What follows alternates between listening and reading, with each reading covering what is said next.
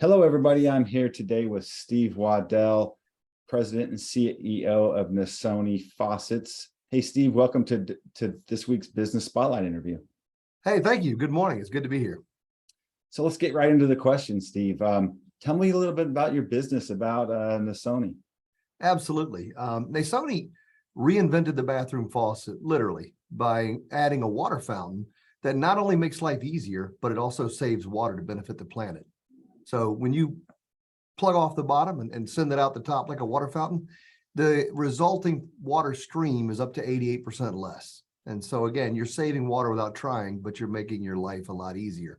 We use it for rinsing after brushing, to get a drink, to rinse your eyes if you need an eye wash, to do other things such as rinse your facial cleanser. So my wife every night before bed would cup her hands, splash her face to get makeup off and get water all over the bathroom counter. Now she just leans her face into a warm, gentle fountain stream. You can do the same with shaving cream. There's just so many uses I never really envisioned when I first invented it, but I've learned over the last number of years. Wow, yeah, that is pretty cool. I actually never seen anything like that, but it makes total sense. So how long have you been in business with this? So I started the idea in 2015. And, you know, when you have an idea, you watch Shark Tank and you get inspired, right? But you don't have funding. You just don't. Business people that want to start a business need to find that funding they need to get going. So I entered a lot of startup competitions and I won over $80,000 in competitions along the way, which allowed me to fund each step until I reached angel investment. Excellent. Great. So Steve, who do you serve? I mean, who's your best customer? Who's your target market? So we operate in both the B2B and B2C spaces. So I suppose you could say we're B2E, business to everyone. We love customers that love our cause of making life easier while saving water to benefit the planet. Okay. On the B2B side, what are businesses using this for? Well, right in Suffolk, right? In Smithfield, it's actually Suffolk rather. We have Peanut Crossing, which used to be an old peanut processing plant, and they turned it into high-end apartment complex. And they bought 58 of our faucets, fountain faucets, and put them in all of the bathrooms for those facilities. So that was a cool, first big customer opportunity for us. Right now, though, I just won a grant from the National Institute of Health, SBIR Phase 1, to develop a sensor version of our fountain faucets, which would be used to make quadriplegics' life easier. So that's going to be a new market for us. It'll open up durable medical equipment. It'll bring us to hospitals and things of that nature. So it's really cool. Some cool developments. Yeah, I could see how this could be a value add for nice apartment buildings, right? Because it's something people don't normally see. They go in there, they have this pretty cool faucet. That's just one of those things that we say, you add value to what you're doing and people love it. So well, I don't know if you remember back in 2009, hotels were caught with hidden cameras, not washing those bathroom glasses that were always in there. And they would just put them back on the counter, rinse them out, put them on the counter.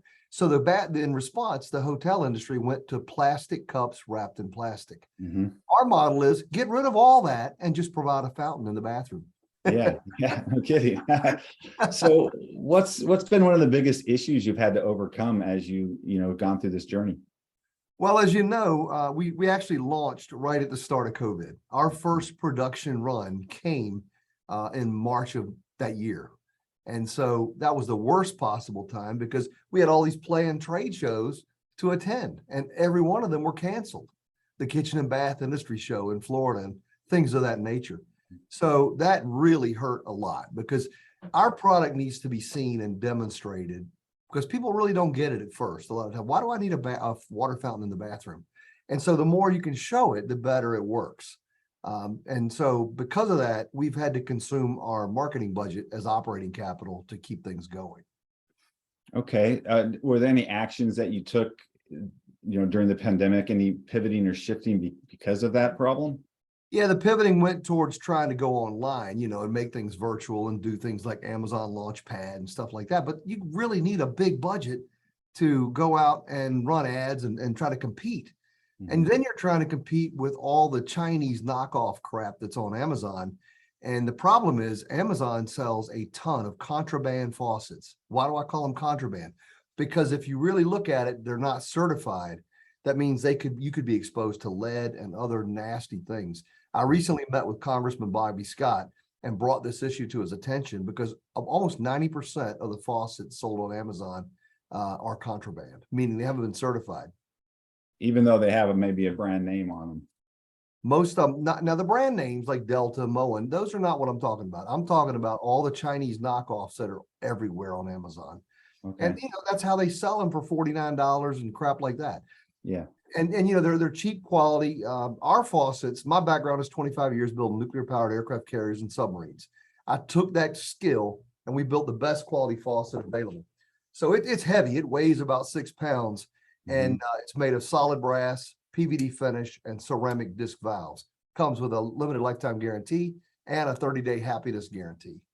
Okay. Wow, that looks pretty hefty. Actually, it looks like it's well built. So, and then your big businesses like Delta and Moen and stuff like that. I imagine it's a little bit hard to break into this industry when you have the big companies like that. How are you navigating that? They do dominate the market, but because we're a completely different product, they don't carry. We have differentiate on our fountain feature.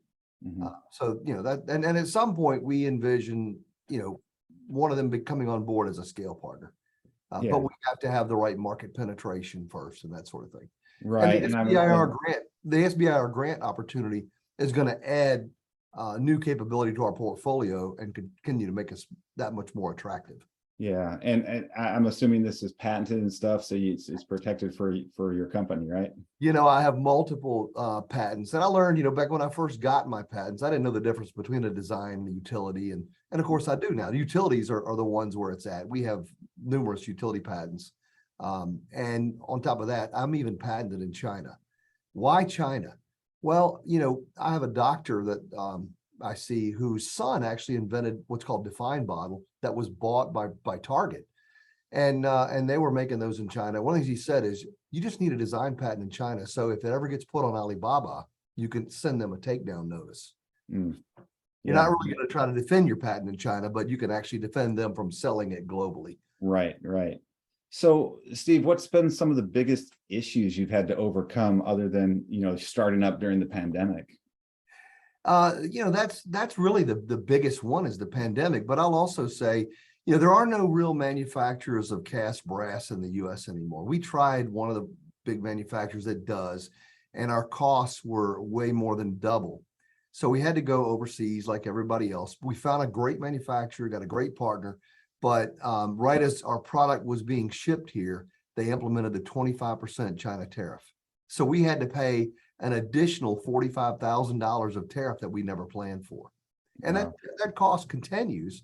So now, we look towards moving to a different country like Vietnam.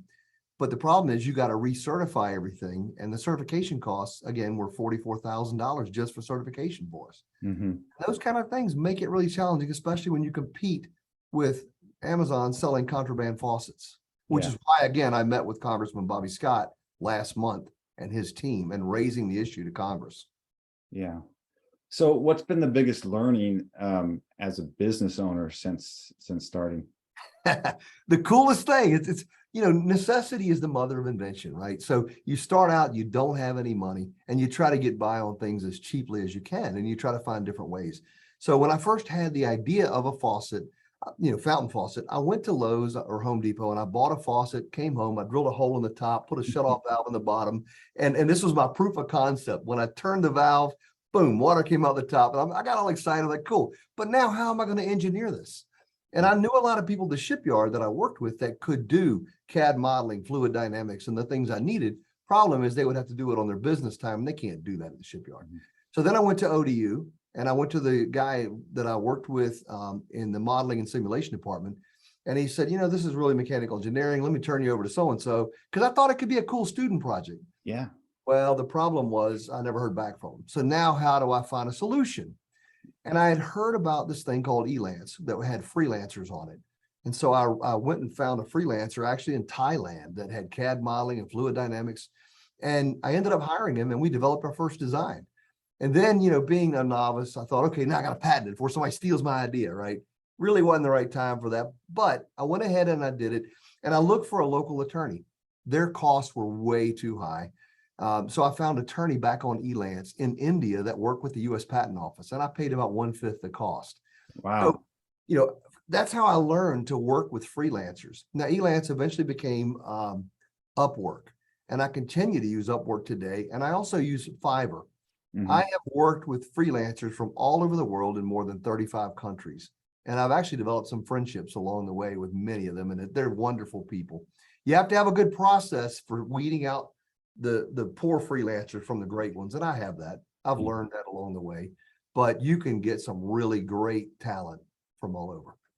Yeah, that is a great point. And for people that are trying to start their own business, there are those sites where other entrepreneurs trying to make their mark as freelancers, and you can help them, and they can do a really great job and not pay all that in between costs, the middleman costs when you're dealing with an agency or what have you. So what have you learned about yourself during this journey? That I really enjoy what I'm doing. I love the entrepreneur side of things. When I was at Newport News Shipbuilding, you're building nuclear powered carriers and subs, and I really was an entrepreneur there. And so, because I spent 7 years on the waterfront working with my hands and learning to work with my tools, and then I spent 12 in engineering. Well, most engineers come in there straight out of college. So I saw things differently.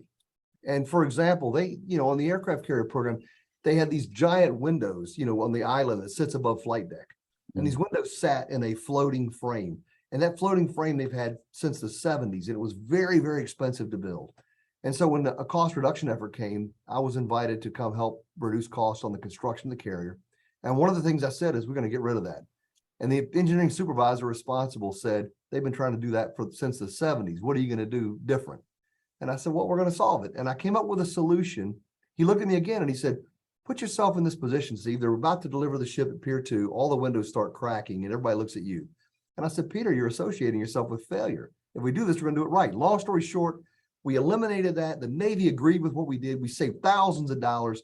But I did that many times over because of that entrepreneurial mindset. I'm not stuck in specs and that sort of thing. I look at it differently. Right. Find a way, right? It's like I always say, I was in the military as well. And you always have your lawyers, your legal guys, which are supposed to be giving you advice. I always tell them, don't tell me I can't do it. Tell me how I can. Legally. Yeah, well, that's just it. Tell me I can't do it and I'll work hard to figure out a better way. Right. Exactly. It motivates me. Yeah. So what's the future look like for Nasoni, and what do you see as some of the main challenges moving forward? Nasoni is the future of faucets. As we make life easier and we save water to benefit the planet. We all know water conservation is a big problem, right? The scientists are telling us right now that by the year 2030, demand will exceed supply by 40%. So, our faucets can save up to 1 billion gallons a year annually if we could hit our sales targets, just based on that. And we actually have a water saving calculator on our website. You can see how much water you can save just by using the fountain feature, 8 minutes a day in place of your normal functions. So for us, that's the future, along with our touchless version we're developing with the SBIR grant. Yeah. So the challenge is getting the word out about Nasoni on a limited budget because of COVID. So we'd love to find some great influencers that are interested in align with our cause of making life better while saving water for the planet. Think about the George Foreman grill, one of the best-selling products ever. Before they rebranded it, it was simply a taco meat grilling machine. And they rebranded it, put George as the influencer, and called it a lean green fat grilling machine. And they sold like crazy. So, that's what we think we can do with the right influencer. Just two more questions, Steve. What advice would you give to anybody thinking of going into business? First of all, my biggest thing though would be funding is always a challenge. You'll hear people say that, it doesn't always take money. Well, it does. It does everything for you. So I would say, look for startup competitions. I won, like I said, over $80,000 in startup competitions. 10,000 in Virginia Beach was for 5,000 in cash, 5,000 in services. I won the Old Dominion University 757 startup competition, which only paid $757, but it also came with $20,000 in consulting services. Mhm. And what that did was the incremental steps I made allowed me to keep building on that and gaining momentum to the point where I was able to apply for a TV show called Steve Harvey's Thunderdome. And I got flown out to California. I competed against another entrepreneur on stage with Steve Harvey, and I won $50,000. Unfortunately, we were filmed for season 2. They only got funded for season 1. Now I still got paid, but it never aired. Yeah. So anyway, that allowed me then to build what I needed, develop my own designs and build what I needed. And that attracted angel investment of $600,000 from an investor out of Minnesota. Mhm. So, it's just that momentum you gain, by these competitions that can help fund you. Yeah, yeah. A lot of people don't even think or consider that, or probably even know they exist. Mhm. Starting. And one of the biggest reasons for business failure for startups in that first 5 to 7 years is they're underfunded. Wow. I mean, if anything, people should take from this, I think, is the fact of freelancers and what they can do for you at such a reduced cost, and probably have a little bit more control over what the product, what comes out of it too, as an entrepreneur. So, Well, as a company, when you hire employees, it's really hard because then if they're not performing, you got to fire them. mhm. But with freelancers, if they're not performing, it's easy to cut the contract off and go to somebody else. Yeah, absolutely. And if it's a one-time or two-time deal, you don't want to hire somebody anyway. So, excellent. So last question, any offers that you'd like to include in the newsletter, or any message for folks out there? Yeah, well, first of all, if you're local, we're right here in Suffolk. We're in Harbor View. And if you want to see anything, we got an office here. Just come see us. Go to nasoni.com. We're at 7007 Harbor View Boulevard, Suite 117. The other thing I'll say, though, is if you're interested in buying one of our faucets, the best deal right now, you can get them on our website, but they're at the manufacturer retail price. Go to Wayfair and simply type Nasoni in the search bar and do a search for Nasoni. You'll not only see our fountain faucets, but you'll also see our under sink water filters. So we have NSF certified water filters that go under your bathroom sink, and they give you that clean filtered water right at the point of use. What people don't realize is if you see your water report from your local water quality, that's water at the source, but it travels through miles of pipe and it picks up impurities and crap along the way. So having this right under your bathroom sink where you drink a lot of water, brush your teeth with, rinse your eyes, perfect solution. Yeah, no, that's great. I'm actually going to take a look at that when we're done here. So excellent. Well, Steve, that wraps up the interview, man. Really nice job. I enjoyed talking with you. Thanks so much for joining us today. Absolutely. It was a lot of fun. Thank you for the invitation. We appreciate it.